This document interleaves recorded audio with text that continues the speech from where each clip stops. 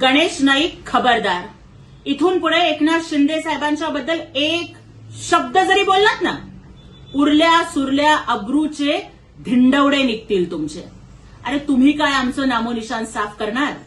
त्यापेक्षा आधी स्वतःचं चारित्र्य साफ करा. आणि एकनाथ शिंदे साहेबांचं नामोनिशान साफ करणारा मायकालाल अजून जन्माला यायचा आहे. गणेश नाईक अवकातीत रहा. तुमची ख्याती ही फक्त पक्ष, कपडे आणि बायका वारंवार बदलण्यासाठी आहे. अरे ज्यांच्यावरती बलात्काराचे गुन्हे दाखल आहेत, ज्यांच्यावरती विनयभंगाचे गुन्हे दाखल आहेत, जे स्वतःच्या मुलाला पितृत्वाचं नाव देऊ शकत नाहीत ना, त्यांनी आमच्यावरती बोलूच नये.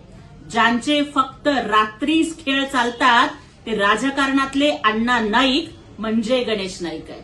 आणि अशा या नायकाचे सगळे काळे धंदे बाहेर काढल्याशिवाय आम्ही गप्प बसणार नाही.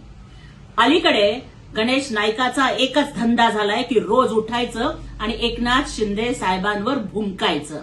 पण लक्षात ठेवा, हाथी चले बाजार, कुत्ते भोके हजार.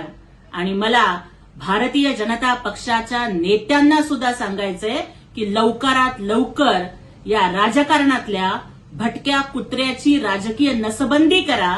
नाहीतर आम्ही जरी महायुतीत असलो तरी या पिसाळलेल्या कुत्र्याला म्युनिसिपालिटीच्या गाडीत घालून कसा बंदोबस्त करायचा हे लाडक्या बहिणींना चांगलंच माहिती आहे.